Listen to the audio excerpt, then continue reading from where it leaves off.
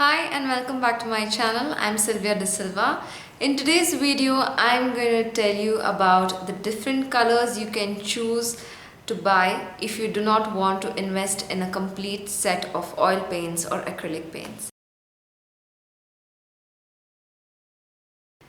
So, if you're a beginner and you're wondering what paint to buy, what set should I buy, how many colors should I buy, and so on, I recommend you buy a set of oil colors or a set of acrylic colors from Camel.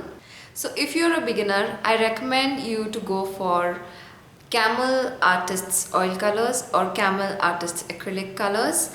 You could also go for the student variety, but there's not much of a difference in price. So it's just a little higher than the students. So you can actually go for the artists oil colors or the artists acrylic colors. So if you live in India, I would recommend going for the Camel. If you live elsewhere, then you can buy Liquitex Basics. You get a set of 12 or 18 in that as well. So you can choose any of those. As for the size, I would recommend going for 9 ml when it comes to oil colors. So this is a 9 ml Camel Artists Oil Colors, and that's the size. So you can choose this, and it comes with 12 colors, and these 12 colors are sufficient for you to get started. I started with these 12 colors and I painted with just these 12 colors for almost 2 years until I went ahead and bought a color separately, and that was Mauve, because I really love that color. And yeah, that is when I discovered that there are other colors available and you can buy these separately. So I recommend getting started with this. And if you think even this is too expensive, so this is a very old set and it is about 340 rupees, and the acrylic set is cheaper than this, so you can decide which one to go for. But when you're going for oil colors, I recommend this size. So this is 9 ml and it goes up to 20 ml. But if you're buying acrylics, I suggest you go for the 20 ml tubes or higher than that. So you can get started with the 20 ml. So if you do not want to buy the entire set, what you can do is you can choose 2 or 3 colors. I've written down those for you. So you could choose burnt umber or raw sienna and unbleached titanium and white. So you can go for these 3 or 4 colors. So you can make a monochromatic painting, and that is how you will learn. That's the best way to learn. So you can choose these 3 or 4 colors, and you can buy 20 ml or 40 ml depending on how much you're planning to invest. And if you're not sure what kind of paintings you're going to make, I would recommend buying the 12 set. So if you are someone who is very fascinated with painting landscapes, so I would recommend these following colors. That is Cobalt Blue hue, which is very helpful to make sky backgrounds or underwater colors, or that's the most common color. That's the one I go for whenever I'm painting a sky. The painting right behind me, the sky, I've only used white, black to make gray tones, and I've used Cobalt Blue hue. So that's the most important one that I would recommend if you're painting landscapes. Then comes sap green or emerald green, depending on which green you like. So you will have to go to the store to find out. Then comes Prussian blue and cadmium yellow. So there's a blue and there's a yellow, and you can mix these two to make green. So you don't even have to go for the sap green or the emerald green.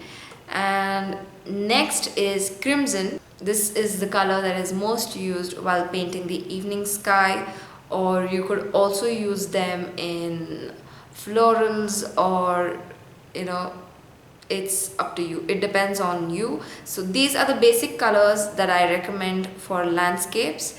and you can add on to that. So this painting I have mostly used these colors, and I have used mauve for the purple trees. So yeah, it's your choice. In fact, if you decide to add lots of florals, lots of flowers, and you will need more colors in that case. So but you can get started with these colors. And I would also add burnt sienna to that list. Next comes portraits. Now when it's portraits, there are a few colors which I recommend for all skin tones, for which will allow you to make different skin tones. So this is, I have already made a video for skin tones earlier. I will have the link in the description below. So these are the colors you need: burnt sienna, burnt umber, portrait pink, yellow ochre, unbleached titanium, which is what I use to mix with all of these colors, crimson lake, which is used for the pinkest areas on a face, and black and white, of course.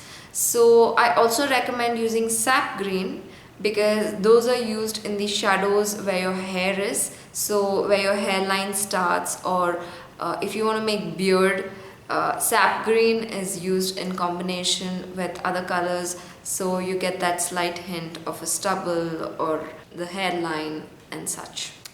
I wouldn't go in depth with this because I am not very experienced with portraits. I have made portraits before, but I found it very unsatisfying because people criticize a lot. They don't think their face looks like it does in the photo, and you know, if you want it to look exactly like a photo, then just get a printout of a photo.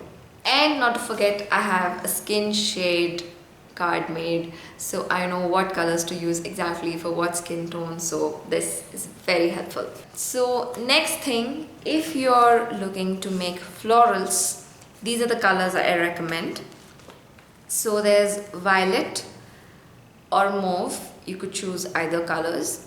Then there's crimson lake, this is a must for me when I'm making florals. Lemon yellow, you will have to add some greens, and you can choose whichever green you want. So these next two colors I use very often. That's Quinacridone red, this is by Liquitex Basics, and Naphtol crimson, this is again by Liquitex Basics. I really love these two colors. So when you start painting, you will know what colors to buy. So if you're only planning to buy a few colors, you can follow this list. I will have this list as a PDF or an image file in the description below, so you can download that. Okay, so let me just show you the most common sizes oil paint comes in. So this is Camel Artists Acrylics, and this is a 20 ml tube, so it's about this big.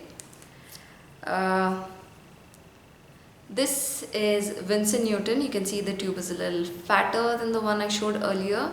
So this is 39 ml or 37 ml. Let me just see. It's 37 ml. So this is the biggest size that I recommend. And this is 120 ml. So I bought this size when I started, and I have not used them up. I've only used white, and you can see it's almost over, so I've only gone through 2 tubes of this. So you can understand by that how little oil paint you need when you get started. But when you're starting with acrylics, I recommend going for 40 ml, and then you'll get to know how much paint you require for certain paintings. I usually buy 120 ml when it comes to acrylics. So I also recommend making a shade card, kind of like this. So this is acrylic paints, and you can see the colors that I have used here. So this is carmine red, and this is crimson lake, and Naphtol crimson, which I mentioned earlier. This is permanent yellow deep. This is violet. I don't know how clearly you can see these colors. Ultramarine blue, this is another color I go for very often when I am painting underwater scenes. And cobalt blue hue, this is the most important blue you'll need. Cerulean blue, you don't really need it as much. sap green, so you decide whichever green you want to buy. This is sap green, this is viridian hue. This is a mixture of cerulean blue and viridian hue. You can mix cobalt blue hue, viridian hue and white to make turquoise. So it completely depends on how much you experiment with colors. I have made this card so that I know every time I mix two colors and I make something really beautiful, I don't want to forget which two colors I have used to make that color. So I always put it on the shade card. That would be a very good practice. Now this is cadmium yellow deep.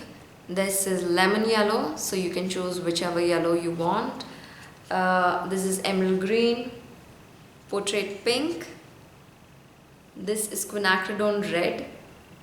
So this was quinacridone red and violet mixed together, and I love using this for florals. This is again quinacridone red, violet and naphtol crimson mixed together. So it's up to you. Use all the whichever colors I've mentioned if you're making landscapes or florals or portraits or anything beyond that topic. It depends totally on your style of painting. So get started with these basic colors and then add on to that list. I hope this list is sufficient. If you have any more questions, feel free to mention them in the comments below. I'm here to help you.